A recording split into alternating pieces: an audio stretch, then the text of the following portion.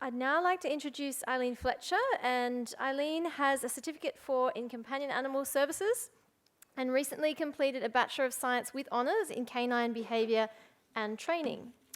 Eileen worked for 3 years for AMRIC, which is Animal Management in Rural and Remote Indigenous Communities. As Education and Administration Officer, she set up the Greyhound Rehoming Association of the Northern Territory, or GRANT, has lectured into the veterinary curriculum at James Cook University, managed the RSPCA in Townsville right up until its closure in 2018, and currently works for Mind Dog Australia, assessing psychiatric assistance dogs. She is a firm believer in force-free training for all animals and shares her house with 3 very lucky canine companions. Thank you, Eileen.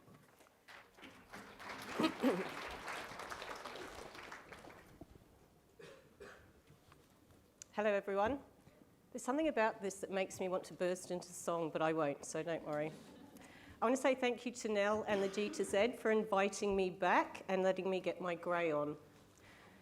So I also wish to acknowledge the custodians of this land, the Yugambeh people and their elders past and present. I acknowledge and respect their continuing culture and the contribution they make to the life of this city and this region.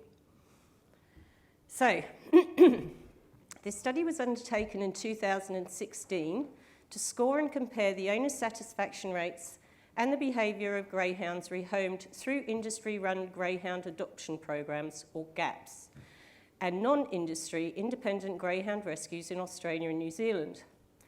At that time, the majority of greyhounds rehomed by the racing industry were required to pass a temperament test. This test is known as the Greyhound Adoption Program National Temperament Test. Passing this test enabled greyhounds to be rehomed through GAP and issued with a green collar, allowing them to go muzzle-free in the states that had muzzling legislation. And today's an overview of my results, so I'm going to have to read from paper because I can't see that.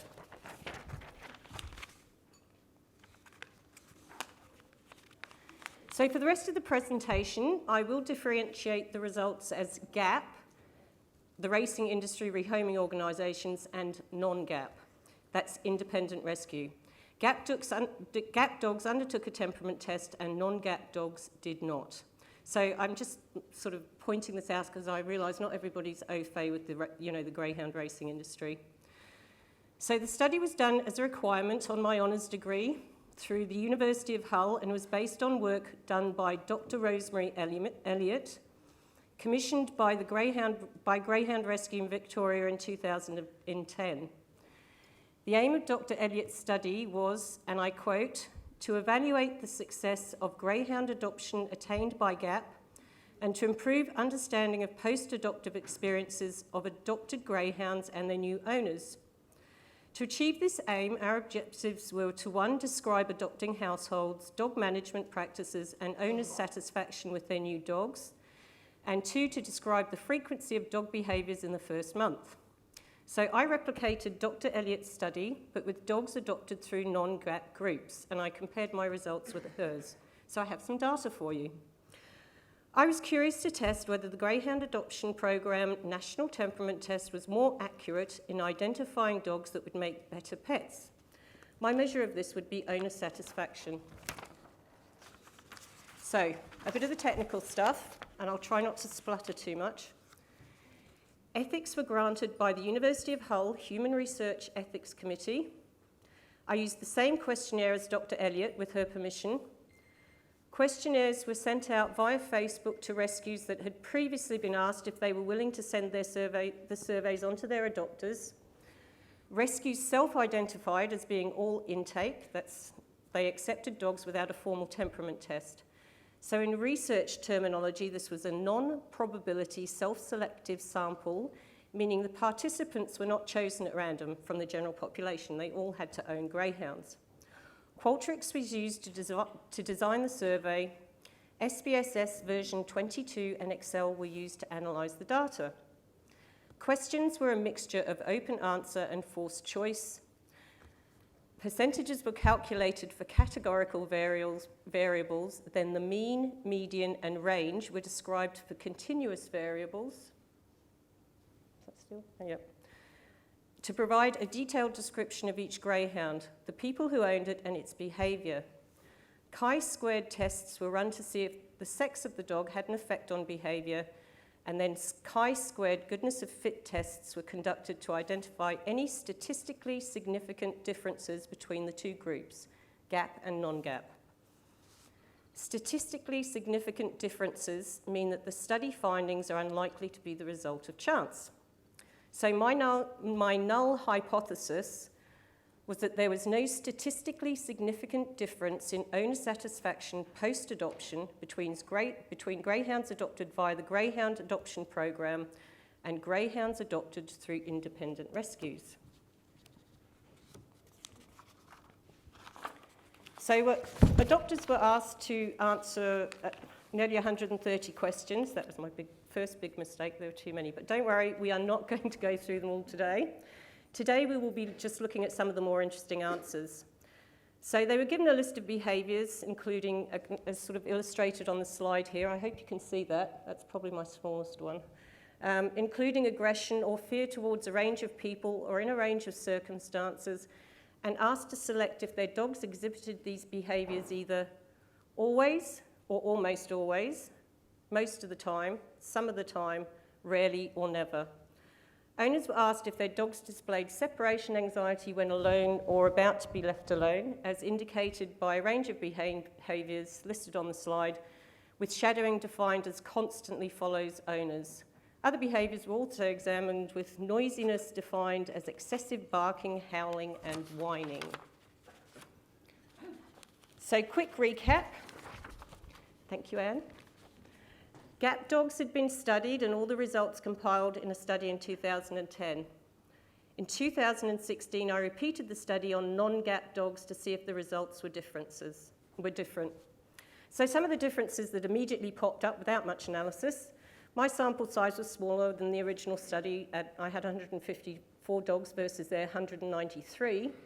My greyhounds were on average 2.2 years older than the dogs in the original study. I had more females than males, but on analysis, the effect of gender on the likelihood of a reported behaviour was not found to have an effect. Apart from that, the households were quite similar, consisting mainly of two persons, though children were living in around 30% of the households on both studies. Some graphs. So this graph illustrates the comparison between owner demographics. Similar numbers in both groups had owned dogs before, and around 70% of owners in both groups walk their dogs daily. The differences that reach statistical significance are marked with asterisks. Can you see that? Okay, yep. So owners of non-GAP dogs were more likely to own other pets, have their greyhounds sleep indoors, and their dogs had more health and dietary problems, mainly dental and gastrointestinal. GAP owners were far more likely to be attending obedience training with their greyhounds. I have no explanation for that whatsoever. What stood out to me and proved my null hypothesis was that there was no difference statistically in levels of owner satisfaction. So in order to compare data variables were collapsed into two categories. 91.1% of GAP adopters and 91.3% of non-GAP adopters were satisfied or very satisfied with their greyhounds after adoption. So if the owners of the dogs that were not temperament tested were just as, if not more satisfied, what was the effect of the Greyhound Adoption Program National Temperament Test? We'll get to that.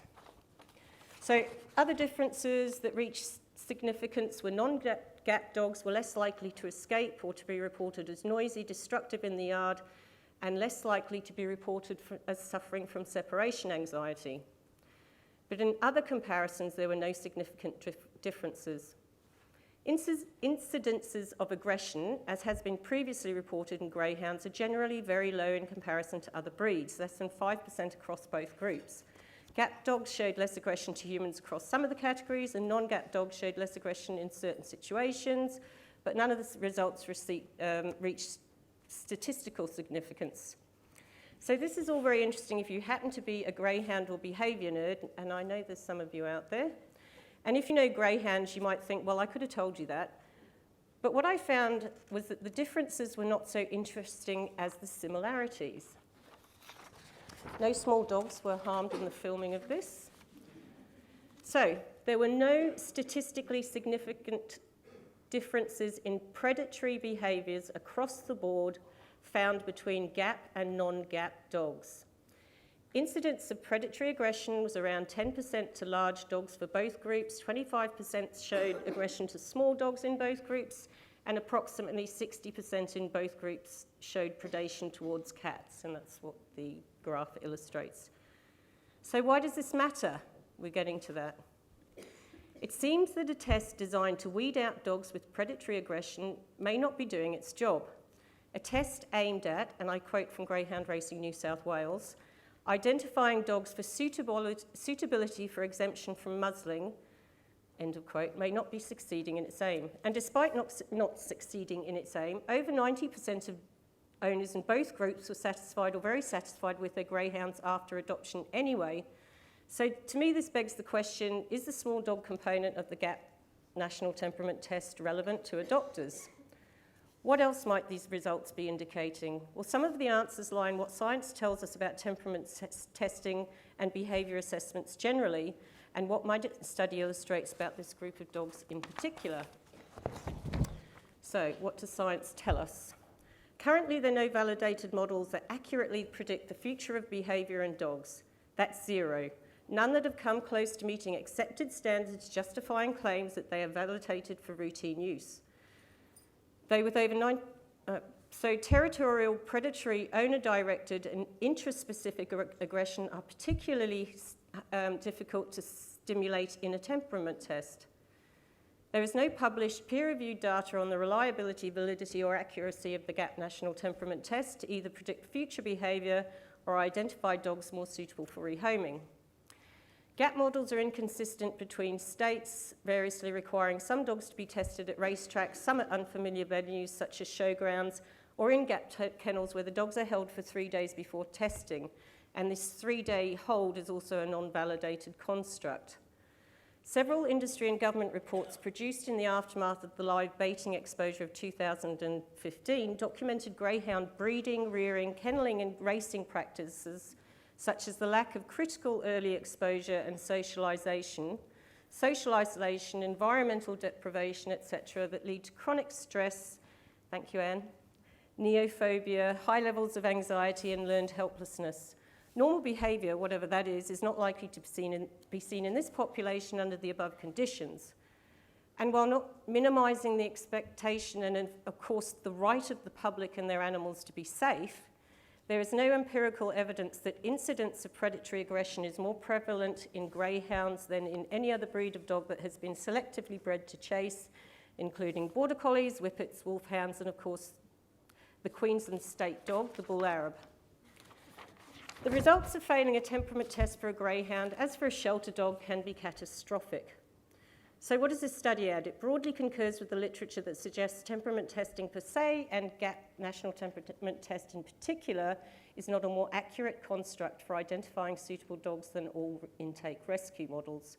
In particular, the small dog test is not identifying predatory aggression during testing, and it could be argued, when taking into account the higher incidences in GAP dogs of behaviours associated with anxiety, such as escaping, separation, distress, etc., the GAP National Temperament Test is actually selecting for more anxious dogs that suppress behaviour under test conditions.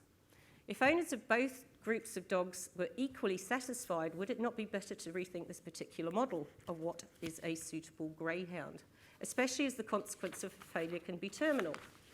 So, is there a better model for rehoming greyhounds? Some of the questions that arise: is green collar testing giving novice owners a false sense of security that the dogs they have adopted are safe? Where lies the moral responsibility for the dogs that show excessive prey drive? Are dogs that fail the small dog test under test conditions ending up in independent rescue anyway? Are they being managed successfully during foster and adoption? Do these dogs show less anxiety-related behaviours generally after adoption? Do industry-sponsored schemes need to attract, upskill and perhaps pay foster carers? And is there already a better model out there with a much lower attrition rate that is equally successful in achieving the aim of rehoming more greyhounds? Further study required. So a quick update, because I did my study in 2016 and things have changed. And I know Diana is going to talk about some of the great things that are going on in some of the gaps. Where are we now? Currently in 2019, some gaps have moved away from the Greyhound Adoption Programme National Temperament Test, notably Greyhound Rescue Victoria, who commissioned the original study in 2010.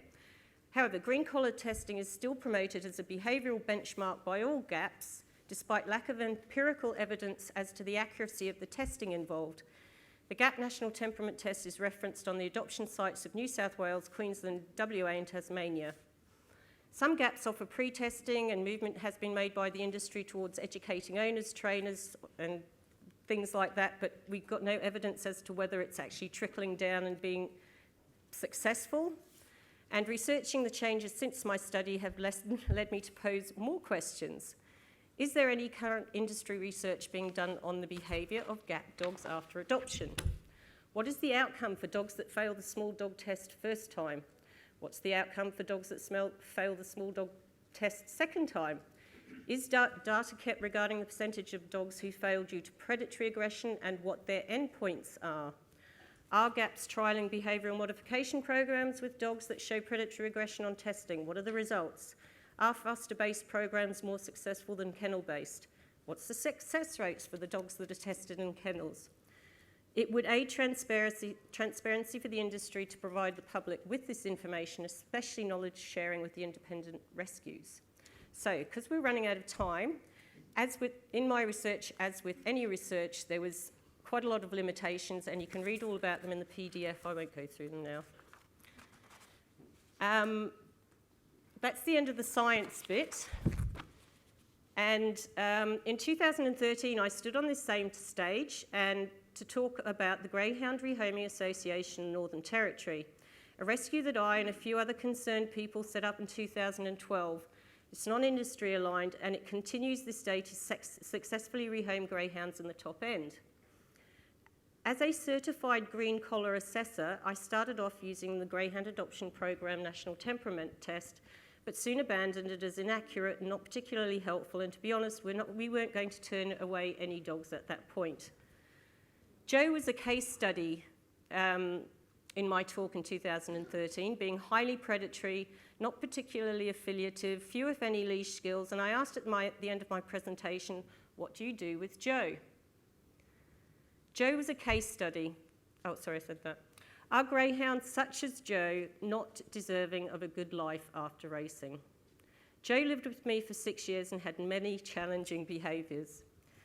That he was a product of his environment, early life experiences or lack of, and genetics did not make him undeserving of a loving, knowledgeable home. It just made it a challenge to find one. It has been suggested that to continue, the racing industry needs to be granted a social licence by society. In failing dogs like Joe, the racing industry risks its social licence to continue. So, I just wanted to leave you with a few quotes. So in my survey, one of the questions was, did your greyhound meet your expectations? And these were some of the answers. Thank you very much.